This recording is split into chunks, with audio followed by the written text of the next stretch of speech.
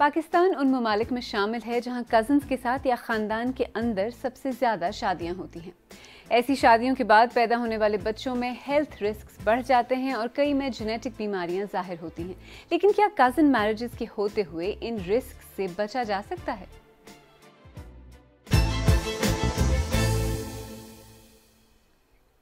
मेरा नाम आलिया नाज़की है और आप सरबीन देख रहे हैं, वो प्रोग्राम जिनमें हम उन कहानियों को समझने की कोशिश करते हैं जो आपके लिए अहम है।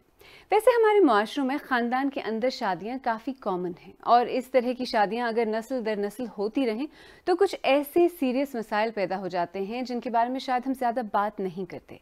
थैलेसीमिया खून की एक ऐसी ही बीमारी है जो इस तरह की शादियों से पैदा होने वाले बच्चों को मुतासिर कर सकती है।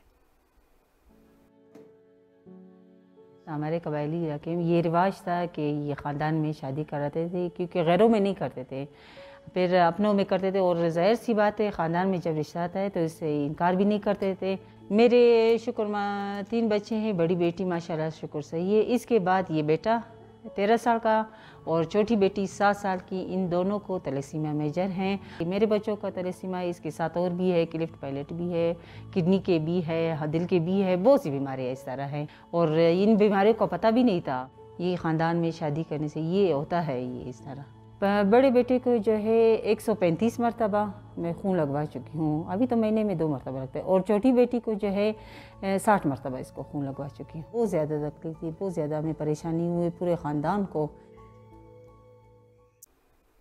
तो आजकल के नौजवान जिनके पास शायद पिछली जनरेशन के मुकाबले में ज़्यादा अवेयरनेस है, वो कज़न मैरिजेस के बारे में क्या सोचते हैं? कज़न्स के दरमियान शादियाँ होनी चाहिए, पर डिपेंड करता है इस पर, क्योंकि बहुत सारी जो बीमारियाँ हैं वो ट्रांसमिट हो जाती हैं। मैं यही प्लान करूँगा कि बाहर करूँ ताकि जीन वेरिएशन आए और जो जीन मतलब कि ट्रैवल करे।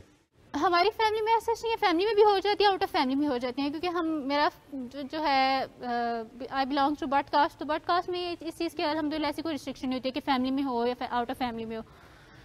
और मैं ये प्रेफर करूँगी मेरी आउट ऑफ फैमिली हो। लोगों को पहले टेस्ट करवाना चाहिए, अगर ये मजबूरी है कज़न मैरिज करना तो आज एटलीस्ट आप फ़ायदा तो उठाए टेक्नोलॉजी से। अब मैं तो कहती हूँ नहीं होनी चाहिए कज़न्स के बीच में शादियाँ। एक तो हम लोग जब पैदा होते हैं तब से कज़न्स हमारे साथ होते हैं, और जब हम लोग मतलब मरने वाले होंगे तब भी उन्हीं की शक्लें देखनी पड़ेंगी हमें। आप इसे अच्छा समझें या बुरा, लेकिन कम से कम अब इस बारे में बात ज़रूर हो रही है। अब तो पॉपुलर कल्चर में गाने भी बनने लगे हैं। आप भी मेरी तरह अली गुलपीर के फ़ैन हैं? बचपन से हम साथ बेबी चढ़ी बड़ी, स्लीप ओवर तू खेले डार्क रूम विद मी, मैं खाला का बेटा yes aunty Shami, I'm like a bro but you still love me, हुआ भाई do hubby yes I'm a cousin lover, keep it in the family it's arranged brother, love marriage same blood love it same last name, हमारा same नाना और same mama, same family drama but a different father, क्योंकि हम सगे भाई बहन नहीं।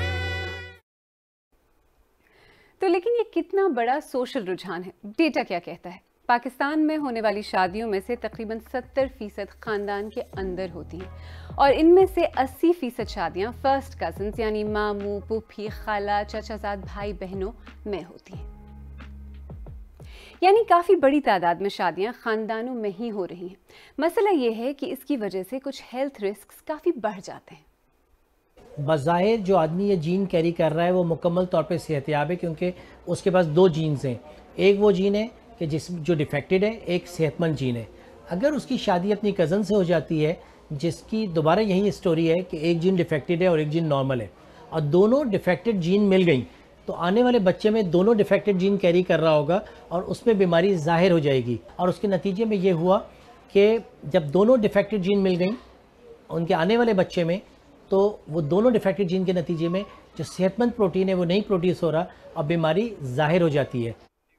और कुछ ऐसी ही वजूहात थीं कि एक ख़ानदान ने, जिसमें पहले काफ़ी कज़न मैरिजेस हुआ करती थीं, ख़ानदान के अंदर शादियां करना बंद कर दिया। ख़ानदान में मेरी दादी मरहूम थी ना, तो फिर वो जब हम लोग के कोई भी ख़ानदान में बच्चे पैदा होते थे ना, जैसे लड़का हुआ लड़की हुई, तो उनके रिश्ता बना देते थे। लेकिन मेरी अम्मी भी ख़िलाफ़ थी, मेरे अब्बू भी। मेरे अब्बू तो मेडिकली इसके हिसाब से थे कि मेरे अब्बू डॉक्टर थे। मेरी फूफी लगती थी, रिश्ते की थी फूफी, वो भी ख़ानदान के ये थे, उनके सारे बच्चे माजूर थे। मेरा अपना भाई एक माजूर था, फिर मेरे चचा के, मेरे माशाल्लाह 4-5 चचा थे, सबके एक एक बच्चे जो ना सबके ही माजूर थे। तो हमने जो ना वो अपनी माइंड को ये बनाया हुआ था ना कि हमने ख़ानदान से बिल्कुल अलग करनी है बच्चों की। यानी मेरे भाइयों के भी सारे बच्चों की बाहर शादियाँ जो है वो ख़ानदान से बाहर किए हैं, मेरे भी सारे बच्चों के ख़ानदान से बाहर किया है, और जो मेरे जो दूसरी बहन है उसके भी ख़ानदान से बाहर है। लेकिन शायद अब भी ख़ानदान के अंदर होने वाली शादियों से रिलेटेड रिस्क्स के बारे में अवेयरनेस उतनी नहीं जितनी होनी चाहिए। ट्विटर पर कोशर डॉक्टर ने लिखा कि ख़ानदान के अंदर शादियों से कई तरह की बीमारियों और पैदाइशी नक़ाइस का रिस्क बढ़ जाता है, लेकिन ये रिस्क उसी सूरत में बढ़ता रहता है अगर ये सिमिलर जीन पूल शेयर करने वाले लोग आपस में ही शादियाँ करते रहें। लाहौरी ने लिखा कि जेनेटिक डिसऑर्डर्स का रिस्क बढ़ जाता है, लेकिन अच्छी बात यह होती है कि आपको कम से कम ये तो पता होता है कि आप किससे शादी कर रहे हैं, जिसका पाकिस्तान जैसे मुआशरे में और कोई तरीका नहीं। और मोहम्मद अरशद ने लिखा कि मेन बात यह है कि अवाम को इस तरह की शादियों के रिस्क का अंदाज़ा ही नहीं।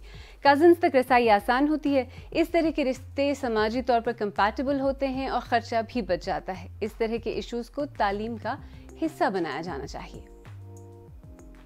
अब अगर आपके मुआशरे में ख़ानदान के अंदर शादियां प्रेफर की जाती हों, तब भी क्या कोई सूरत है कि होने वाले बच्चों के लिए इसके रिस्क को कम किया जा सके? हमारा जोर है कि मर्द हजरात का टेस्ट करिए ताकि ख़वातीन को आप स्टिग्माइज ना हो, वो दोबारा से किसी परेशानी का शिकार ना हो, और वो मर्द जिनको जो ये जीन कैरी कर रहे हैं उनकी होने वाली दुल्हन का टेस्ट कर लें। 5% अगर आपकी कौम में, आपकी पॉपुलेशन में ये बीमारी है तो 100 में से 5 मर्दों का पॉजिटिव आएगा टेस्ट। उन 5 मर्दों की होने वाली दुल्हन का टेस्ट कर लीजिए। 95% दुल्हनों का तो वैसे भी टेस्ट नहीं करना होगा क्योंकि उनका पार्टनर क्लियर है, और उन 5% में अगर दुल्हन में से जो दुल्हन क्लियर है आप शादी करते जाइए। तो ये एक हल हमने निकाला है। जिस बच्चे को बीमारी है उसके सारे भाई बहन, उसकी मामू, उसकी खाला, उसकी फुप्पी, उसके चचा, इनका एक फैमिली ट्री बना के दे दें और बता दें कि इनमें कौन कौन ये जीन कैरी कर रहे हैं, और जो लोग जीन कैरी कर रहे हैं उनकी शादी के वक्त मोहतात हो जाइए। जब हमारे ख़ानदान में शादियों की बात होती थी तो मेरे दादा कहा करते थे कि जीन पूल को वाइडन करना चाहिए, महदूद नहीं। ख़ानदान के अंदर शादियां हमारे मुआशरों में कम हो भी जाएं, फौरी तौर पर ख़त्म होती नज़र नहीं आती। ऐसे में शायद फोकस अवेयरनेस बढ़ाने और रिस्क फैक्टर्स को समझकर फैसला करने पर होना चाहिए। आजकल साइंस ने इतनी तरक्की तो कर ही ली है कि शादी से पहले टेस्टिंग के जरिए होने वाले बच्चों में हेल्थ रिस्क्स को समझकर फैसला किया जाए।